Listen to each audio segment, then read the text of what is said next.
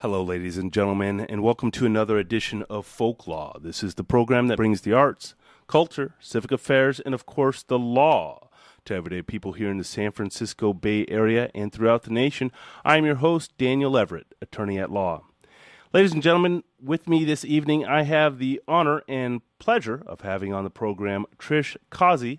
She is the author of a new book. It's called Intact: Men as They Were Born to Be, activist art book. It's a book that explores the fun and function of foreskin. Ms. Causey, thank you so much for being on the program. Absolutely. Thank you so much for inviting me. Well, I don't even know how to begin here except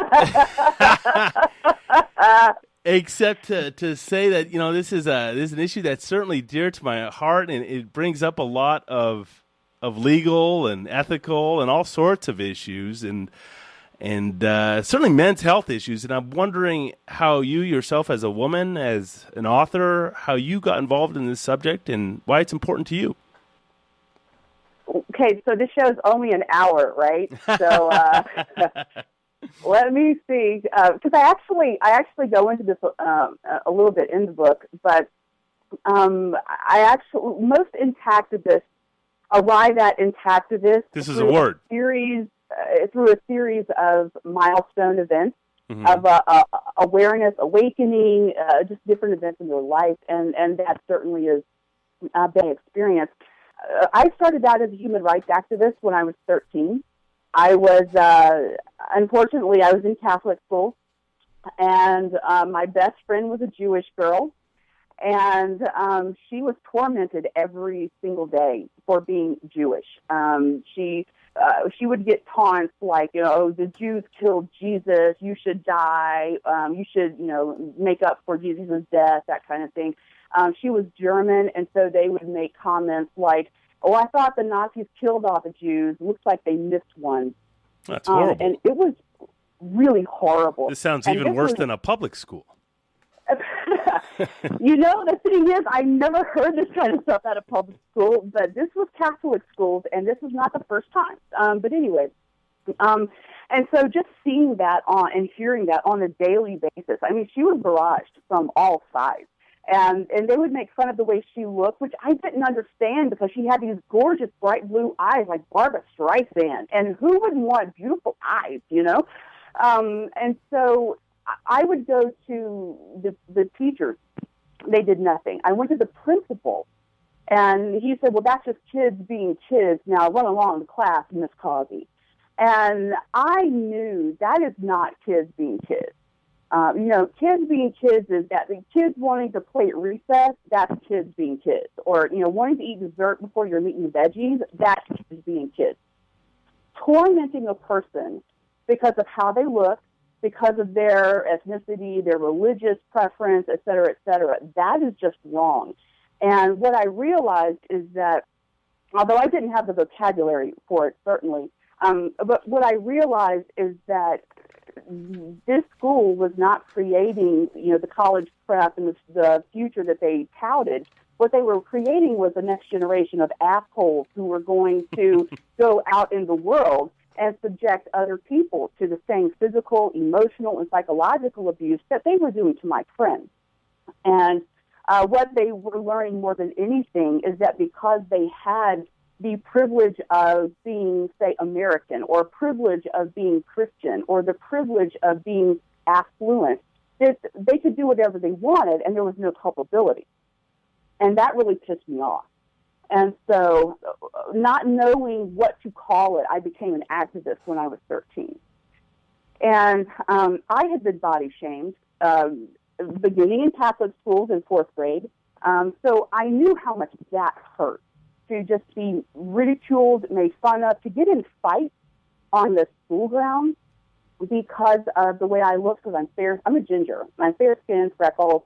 I have a weird blue-green eyes, and, you know, I just looked weird. I had a gap in my front teeth, so I just looked weird to everybody. So I got made fun of. So I knew how that felt. And so the added issues of the religious discrimination, and then, of course, bringing up Nazis and, how they missed one, that was just horrible. So that was the foundation of what started me on to activism. That's a broad stroke, but this particular issue seems like a little bit niche.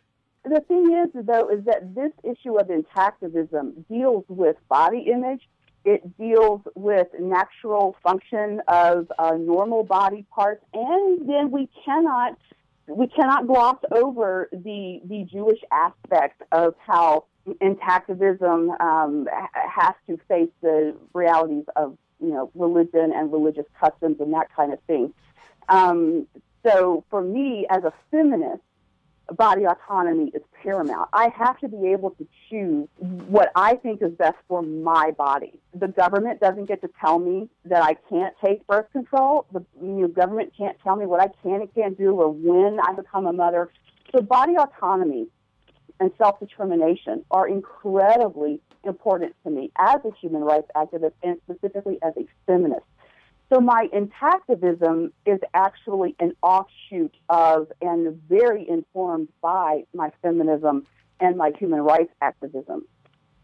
So then how I came into, and I've been an intactivist for several years, but once I started putting a lot of these dots together, information that I was learning about the normal, natural penile anatomy and physiology, what I was learning about the function of the foreskin. We know there are at least 16 functions. Well, let's get into that just a little bit, and just maybe we could describe to the audience what an intactivist is. Okay, basically an intactivist is a person who works to end non-consensual circumcision of minors.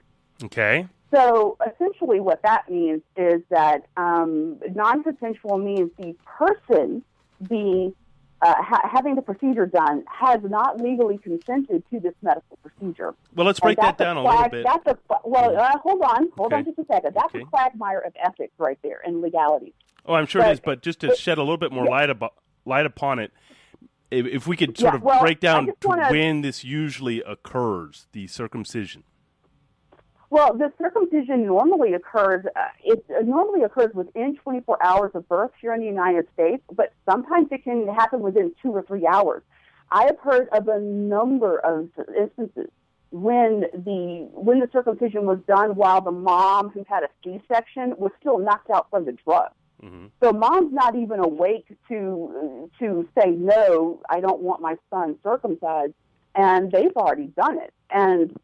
Or the mom and the dad have not had the talk.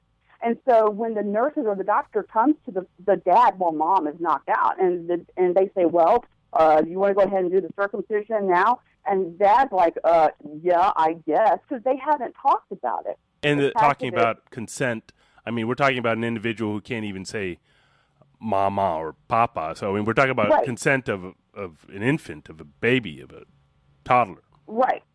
Yeah, I mean, this is a person who literally has no vocabulary, cannot even say the word no. The only way they can emit a vocal objection is when they scream.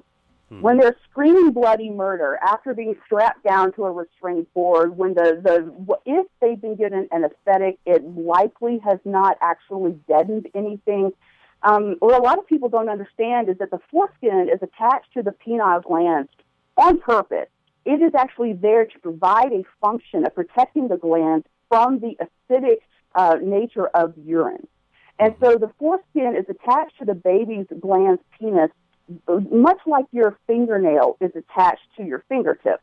So you can imagine if you've ever had any kind of injury to your fingernail and how much that hurts. Well, then just imagine that times, multiply that by at least 1,000. They used to think that babies couldn't feel pain, but they now know that not only do babies feel pain, but they feel it much more intensely because they have no threshold for pain. Mm-hmm. It's just like if you nick your finger right now, yeah, it hurts, but you're gonna get over it. But when you were 3 years old and you nicked your finger, it hurt a hell of a lot more. Mm-hmm. Right? You built up a threshold to that pain. Well, this baby that's literally just out of the womb has no protection from pain, has no protection from anything. That's why parents are there. Mm-hmm. Doctors and nurses are supposed to be there. We're all supposed to be there to protect this and nurture this newborn child. Nowhere, nowhere in any kind of medical journal that actually has a child's interest in heart does it say, oh, yeah, start cutting off pieces of the penis, because that makes total sense. Well, okay. Well, wait a second. Let me just sort of document some of your reasons as an intactivist in opposition. Lack of consent, pain to child, and medical necessity of foreskin. That about right? Oh, yeah, and those are just a few. Okay. Well, what about in opposition? I mean, because certainly things are done for the best, whether you agree with them or not, best interest of a child without the child's agreement, just based on the fact that, well, they're the parents and this is their choice. So with the case where the parent isn't aware of the procedure aside, but, focusing on the cases in which the parents are aware of the procedure, I mean, what's your argument against that, given the fact that, the parents are seemingly consenting to this procedure and believe it's in the best interest of the child? Well, first and foremost, if a parent believes that circumcision is in the best interest of the child, they have not actually researched circumcision. Mm-hmm. So what they are doing is they're going by the recommendation of these trained medical people that we hold in such high esteem. And what I want to urge people, and that's the purpose of the book, is to look at the actual science, the actual facts. Most of the reasons given to circumcise are actually religiosity-based pseudoscience from the late 1800s. And so if parents would actually research circumcision, research the foreskin, enough of the circumcision, let's talk and research the foreskin and say, hey, parents, why don't you learn what this actually does? So if they're open to learning about the foreskin, they are much less likely to circumcise once they realize that the foreskin provides all of these functions. Mm-hmm. And it's not just the medical and protective function of the foreskin when the male is a boy. But the foreskin is also very important to the male's sexual pleasure when he's a man. Mm-hmm. And as a parent, I know it is just weird to think of your newborn child or your toddler as one day being all grown up and having sex. Mm-hmm. That's just weird for most of us, right? But that is a reality. And so then if the parents are now aware of circumcision and foreskin, what it is, what it does, then you're getting into the other issues and the other cultural customs and myths surrounding circumcision, and that is if the father is circumcised, he wants his son to look like him. Mm-hmm. Well, it's what everybody else does. We don't want him to be made fun of in the locker room. Well, my family will think it's weird. They don't know how to change a diaper if the boy is intact, so we're just going to get him cut so they know what to do when they babysit. Which is ridiculous. But anyway, and then there's the whole religious aspect of it. The basic principle is this. You do not own your child because your child is a human being. And in the United States, at least, owning another human being is illegal because that's called slavery. And we've already been through this in American history. You do not own your child. You are the guardian of your child. You are the custodian of your child. And the 14th Amendment clearly establishes that that every person born or naturalized, in the United States has basic fundamental rights afforded to every American citizen. Mm. And so that right there takes out the religious argument, because when you start talking about, say, religion... Well, let's play the devil's advocate here for a second and speak to that. Okay, well, that's religion. Yeah, let's do that. Well, is there any, and I understand you disagree with them, but aren't there health benefits to circumcising your child? Prevention of disease, urinary tract infections, etc. Maybe you could speak to those, and if you want to knock them down, that's fine, but to not address them, we wouldn't be doing our job. So go ahead. Yeah, there's absolutely no benefit to circumcising your child ahead of time for what? A urinary tract infection? That's why we have antibiotics. Okay. But girls get urinary tract infections at a much larger rate than boys, and we don't cut off their clitoral hoods when they're born. Mm-hmm. In fact, in the United States, girls are protected from female genital mutilation, but boys are not. Mm-hmm. Maybe you could speak to that just a little bit. Why do you think that is? That particular, there does seem to be, and you probably the appropriate term. I believe the appropriate term probably is mutilation. Anytime you're lopping off parts of an appendage, I believe that constitutes mutilation. So right. I'm exactly. wondering why there is, if there is, a double standard, and what you've done to address that. There's absolutely a sexist double standard. It's actually a xenophobic double standard because female genital mutilation is associated with pre-Islamic cultures and customs in Africa and the Middle East. So, and people associate FGM with Muslims. And in the United States, whereas people are scared to talk about circumcision because they don't want to seem anti-Semitic and upset Jewish people, Americans have no problem upsetting Muslims. And so when this came about, the bill came up in 96 before Congress, it was passed. And the language of the bill is startling because it's all true. Female genital mutilation is torture. It's barbaric. It has no benefit. And so this was passed in September of 96, and it went into effect in April of 1997. So girls in America were actually circumcised, and not just Muslim girls, but this is part of the legacy of Dr. Kellogg back in the late 1800s. Well, before we get too far into that, we're going to listen to one more track. Ladies and gentlemen, you're listening to Folklaw here on KXSF, Low Power FM, San Francisco Community Radio. But then we're going to come right back with this very informative interview about foreskin. Ladies and gentlemen, we are here listening to a very informative interview about the particular issue of foreskin. We're listening to an interview with Trish Causey. She is the creator of a new book called Intact, Men as They Were Born to Be, activist art book. Miss Causey, again, thank you so much for being on the program. Oh, yeah, absolutely. Thank you. Now, this is a picture book, isn't it? Yes, it is. It's kind of like a coffee table full of penises, basically. And that's actually what I pictured in my mind. I don't know. It's true. I mean, you can just see it on a coffee table as quite the conversation starter.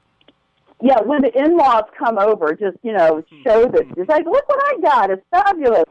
When I first thought about doing a project, when I knew that I needed to do something more than just blogging about intactivism and foreskin, and the blog pictorials that I have, because men would submit pictures for the blog pictorial, and I put them in a special post to kind of normalize the look of the foreskin. Because very good word. I'll just go ahead and say it, American women are freaked out by foreskin. They are not used to seeing it. They like, what the hell is that? What's that on the end of your dick? It's like, oh, it's gross, it's disgusting, it's weird. So after two very important conversations with two intact men, I knew that I needed to do a book, and it needed to be visual, because people need to see the foreskin on the adult male. Well, is it normal in Europe? It's a normal everywhere, but America and other Anglophone countries that are still cutting cultures. Where you see American influence, you see cutting. So over 80% of the men in the world are still intact. And so all of these, you were talking earlier about the various medical issues that are supposedly cured and remedied by circumcision. Well, why don't these other men, the majority of the men of the world, have these issues? Because if it were that big of an issue, then all men in the world would be circumcised. But the body is wise. The body knows. We've evolved to this point in this way for a reason. And it's not anatomically correct. The foreskin is absolutely anatomically correct. Oh, I know. I mean, to be circumcised is not to be anatomically correct. It's not natural. It's not normal. The thing is that we are mammals, right? And every one of the 5,416 species of mammals has a foreskin protection of the penis. There are only two species of mammals that do not have a foreskin per se, as it is on all the others, simply because their penis is retracted up into the body. But they still have that covering that protects that orifice. That's usually a type of mucocutaneous junctional zone that protects this transition from outer skin to intermucosal skin. Anyway, So with over 5,000 species of mammals and all the males have foreskin, and yet humans in our arrogance think we're going to improve on the body somehow, no, we're good, we're just fine. And if you can learn about the inherent wisdom of the body, you can see that foreskin has a function. The foreskin has over 16 functions, but the thing is, form follows function. And it's because of all those functions that the form looks and is the way it is. The foreskin is there in a particular way, internal foreskin with external foreskin, nerve endings, fine touch nerves. It exists that way for a reason. It's not just, God thought it looked good. God thought that was perfect. The form follows the function. Well, and that's what you have to remember. It would appear to me that the best person to ask about this is not the child, right? It is the person who receives a circumcision later in life, therefore knowing the difference, having possibly sexual partners with the foreskin, and then being circumcised later in life, and then knowing what it's like to be circumcised. And I was wondering if you could speak to any sort of research you did into these men, if there is any regret as far as getting a circumcision and feeling a loss of their, previous anatomically correct selves. Well, with the book is based on the survey that I posted on my blog, and it's 29 questions about what it's like to have foreskin. What is it like to have it? What does it feel like? How do you masturbate? Do you need lubrication? How is sex? All sorts of body image and self-esteem issues, right? So a few of the men who responded actually got circumcised as an adult. And there were two in particular that I highlighted, at least in the book sample. I've got a couple more. But one of them, Mark, in England, wrote about how when about 20 years ago, he tore his foreskin during a particularly long lovemaking session. And he went to the doctor, and he's in England. So this was shocking to me, but he went to England, and the first thing out of the doctor's mouth was, well, got to get circumcised. You tore your foreskin, circumcision. And so, trusting the medical professional, he got circumcised. And he hates it. That sounds like a bogus story to me, but you may go on. He did not realize truly how different it would be. There's another story, and it's in the book from Steve, who's a chef in New York, and he's about 26, 27 years old. And 6 months before he took the survey, he got circumcised. And his reason for it was that he was so tired of being rejected by women, of women when they find out he's intact thinking, oh, that's so gross, it's so disgusting, I'm not going to touch that. Yeah, I'll have sex, but I won't give you oral because that's just, foreskin is gross. He got so tired of that that he went and got circumcised. And he said it was the worst mistake he's ever made in his life. Yeah. And so, well, I would imagine if there's things in there that sort of make sex more sensitive or feel better, nerve endings, etc., and you're getting rid of those, that'd be hard. Well, I'm using all the wrong adjectives here. No, you're good. It'd be difficult to get used to. Well, here's the thing, is that my first reaction was, God, I wish my book already existed 6 months ago, and he could have found it, and he could have seen that just hold out for a little bit longer. Impactivism is making waves. Right, move to freaking Europe, move anywhere else in the world, pretty much, and you can find a woman who will what do you mean? Your work is no big deal. Really, in other countries, other cultures, they're like, what is the big deal? Men have foreskin. That's just the way it is. Europeans, younger Canadians, Australians, New Zealanders, Central and South Americans, they're really confused by this upheaval we have here in America and East Asian cultures, that Philippines, that tend to circumcise routinely. And so, the regret is huge. Now, there are some men who have a circumcision fetish. they are intact, and they dream and fantasize about being circumcised, and there are some who take that to the level of getting circumcised. And you know what? That's their body. That's their business. I'm not sure how much it would need to be a fetish. I mean, if you want it done, it's sort of done, and then it's not really a fetish. It's sort of done. You're circumcised. It is done and gone. I mean, there is no going back. Now, there is a type of, modification to the foreskin, because some men have a really long foreskin, and that can be problematic or it's uncomfortable for them. And a super long foreskin is called acroposion. And so you can have that shortened, and you can still retain all of those good nerve endings. So you can still retain the function of the foreskin, the nerve endings that make masturbation and sex so yummy. You can do that and still shorten the foreskin to the point that it's comfortable for you on a daily basis. So again, I am not against, grown men cutting off whatever they want. That's their body. Although I don't understand it, I don't have to understand it. It's not my body, so it's not my business. But as an activist, it is my business to speak up for minors who cannot consent. And the way I choose to do that is by interviewing and getting surveys from adult intact men who can attest to what life with foreskin is actually like. In fact, the other night I saw a friend of mine play a gig, and he's intact. And he looked me square in the eye. He said, "You should not be writing this book." He said, "This should be written by a man." I said, "You know what? I absolutely agree, but I don't see any men writing this kind of book." No, I'm not sure. I'm doing it. Interesting. I think the perspective is certainly interesting. And now, what about the pictures you're using here? What are you using? Like literally a bunch of pictures of men's penises with foreskin attached, correct? I try to put a penis on every page. That should be on a bumper sticker. Well, it's almost like FDR and a chicken in every pot, but this is a penis on every page. But what it is I really just want to drum home this notion. This is the foreskin.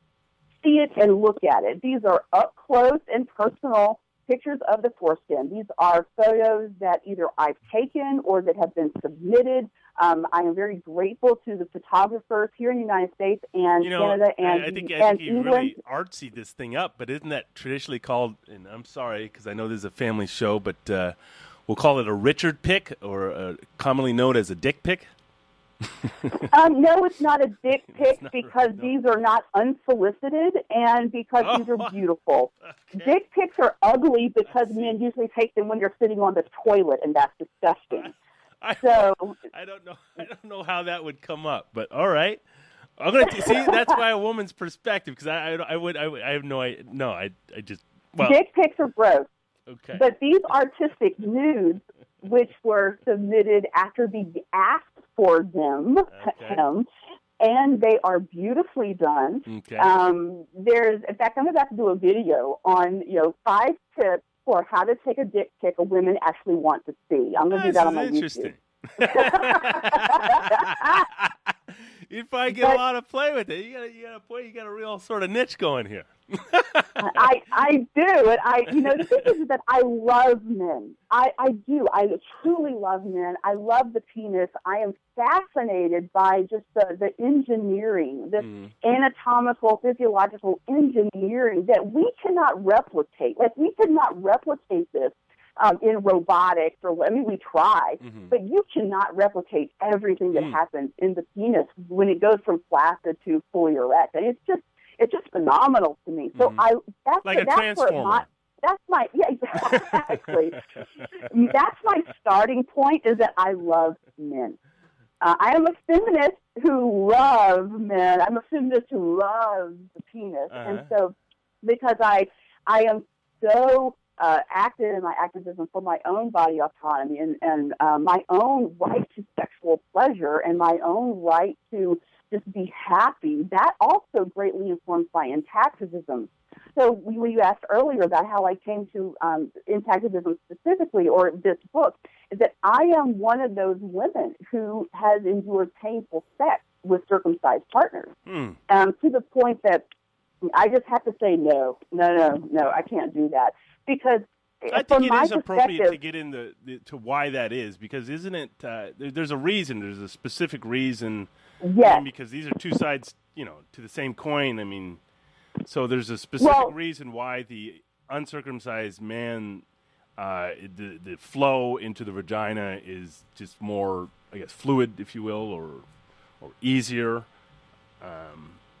versus the circumcised man. Is that correct? Well, here's the thing, is that once the foreskin is removed, say in infancy, or even if it's done later, like if they're a Muslim child, and so they're circumcised when they're 6 or 8, or they're Filipino and they're circumcised when they're 11, 12, or whatever. What happens over time is that because you've now removed the protection of the foreskin, the penis head, the glands, the coronal edge, the sulcus, and the neck of the penis, which are all internal organs, those are now exposed to the air, they're exposed to clothing, they're exposed to the bed sheets, it's now constantly exposed to, like when you're in the shower and soap and this, that, and the other, it's exposed to the elements. And so over time, the body tries to create a new covering to protect these internal organs that were originally protected by the foreskin. Okay. Because the foreskin has an internal side and it has an external side. Mm-hmm. The internal foreskin is a mucosal layer that keeps the glans, penis, and the neck and all of that, keeps it nice and split and moist and protected, just the way your eyelid keeps your eyeball protected, your mouth keeps your tongue protected. Because imagine if you've ever stuck your tongue out for a while. Maybe you've been to the dentist and you got the Novocaine, lidocaine, or whatever, and you can't quite control your lips, and your tongue starts to dry out. That's not comfortable. Yeah. So then imagine that on the most sensitive part of your body every single day, 24/7. So what happens is that the body starts to create this false layer, the callus protection called keratinization. It's the buildup of keratin. And men will usually build up maybe 10 to 12 layers of this keratin. And this keratin, because it doesn't have the moist protection of the mucosal properties of the foreskin, this keratinized outer protection of the penis, it is dry and it's cracked. And you can tell. Like if you look at a picture of a circumcised man's penis and an intact man's penis, you can just tell, because the intact man's glans penis is going to be shiny and like it'll bounce light. It's so shiny. It's sparkly, But when you look at a circumcised man's penis, you can tell it's dry and it's cracked, and it's those dry, cracked parts of the keratinized glands and neck of the penis and the corona that create micro tears in the woman's vagina. Women can experience not just pain, but vaginal bleeding because of this. And what happens is that because the foreskin is not there to tuck behind the corona down into the sulcus, which is that little indentation under the head of the penis, that little indentation is called the sulcus, right above the neck of the penis. The foreskin isn't there to tuck into that. So what happens is that when the circumcised man enters the woman and then he pulls out, maybe not all the way, but he pulls out just in his long strokes, long strokes are not required by intact men. Only circumcised men have to do the long strokes. What happens is that the coronal edge basically scrapes all of the vaginal fluid out of the vagina.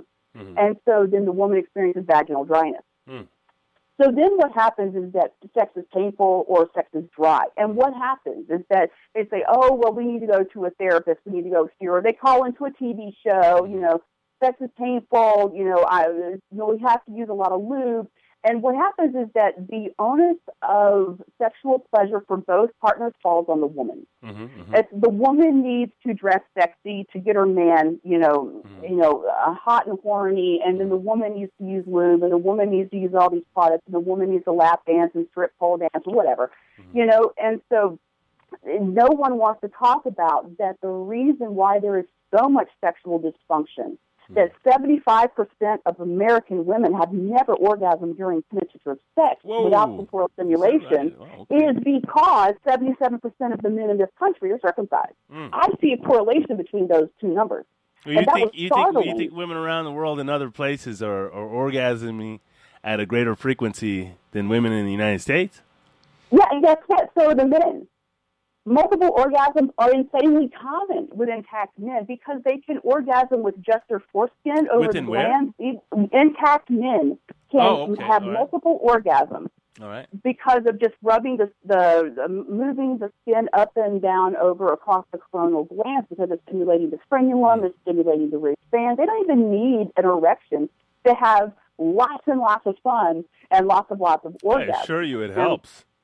You know, That's a different so story. there's a whole But just there's a whole different way. There's a whole different way of self-pleasure. There's a completely different way of partnered sex. And the thing is, what I found really interesting is that a lot of gay men responded to my survey, which I wasn't expecting. And I thought it was wonderful because they say there is a difference in anal sex when you with a circumcised partner than with an intact partner.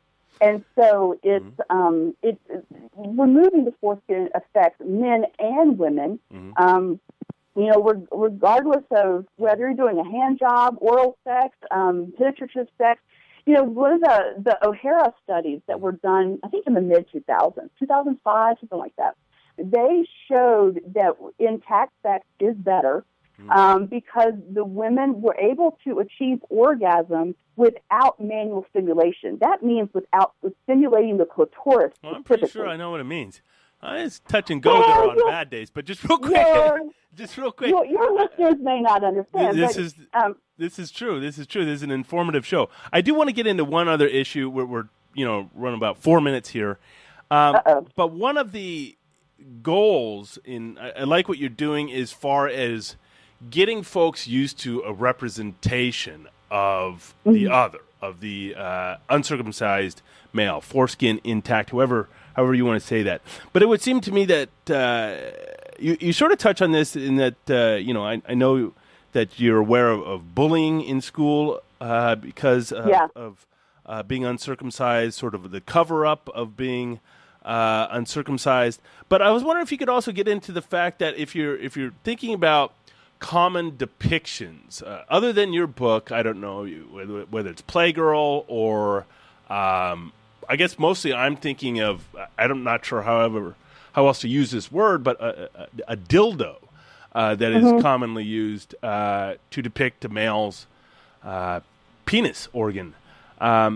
Because all of these are represented through a circumcised male, I mean, how do you go about battling that common perception? I mean, when we talk about women and their bodies and being comfortable with their bodies in this country, we talk about changing the perception that is always out there, whether Hollywood or somewhere else, where you have to be this way. And so if your book is one step in that, sort of long line of trying to change perception of men's genitalia, what else could you see, or what are your big hopes for changing that perception in, I guess, a more comprehensive way?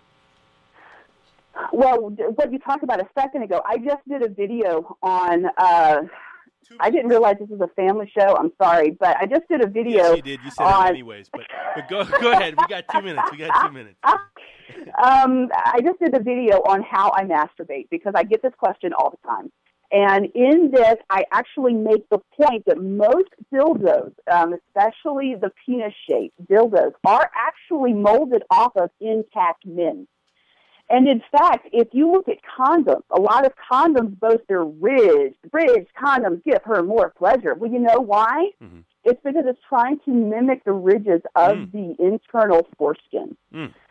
So in my book, I talk about that. I talk about how the lubricant industry, like we were just talking about, the lubricant industry profits from circumcision. The dildo sex toy industry certainly profits from circumcision. There are these other industries that profit indirectly from circumcision, whereas the doctors and the hospitals profit directly. And the cosmetic companies and the biotech labs that then take baby foreskin and put it in your anti-aging creams, or they use it to grow your hair plugs if you are a balding man and want hair plugs. There are a lot of different industries that use it. So in terms of normalizing the foreskin, that is the whole purpose of why the book is a visual project, because American porn does not show the intact man, because intact sex is so different from the jackhammering of the vagina that you see in typical American porn. And in fact, a lot of the intact men, one of the questions I asked is, do you see yourself represented in American porn? Is the kind of sex that you see Is that representative of the kind of sex that you like? And the answer was a resounding no.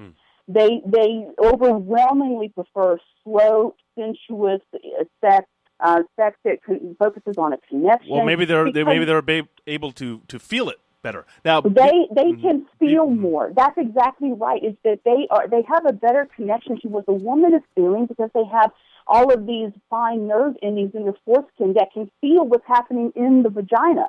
Please give our audience a place where they could go to get more information. Oh, I understand that you have a Kickstarter project. You got 22 days, it looks like. You're trying to raise some money. Yes, I certainly want to help you get a raise. So if you could maybe give our audience a place where they can go to get more information and get involved. Right. You can go to my website, which is my name, trishcausey.com, TrishCausey.com, and go to trishcausey.com/intact, and that has everything in one place. But if you go to Kickstarter and do a search for Intact, just do Intact Art Book or Intact Book, that should bring it up, and you can definitely make a pledge so we can get this book published. And it's certainly an issue that needs to be published, and in a big way. I understand it's a 10 by 10 volume, so a 10-inch. Yes, 10-inch hardbound dust jacket, the whole nine works, and it will be available in an ebook format, so you can take the foreskin with you everywhere. Always important to know, but remember, the real thing is always better. But thank you, Ms. Causey. Thank you so much for being on the program, and certainly best of luck with your future endeavors with this. Thank you so much. I appreciate it. Y'all take care. Regrettably, ladies and gentlemen, we are out of time for this week. You can go to our website at folklawradio.com to get more information about this and upcoming episodes. So until next week, everyone, I am Daniel Everett, attorney at law. I'm going to wish you the best of luck in life, love, and, of course, the law.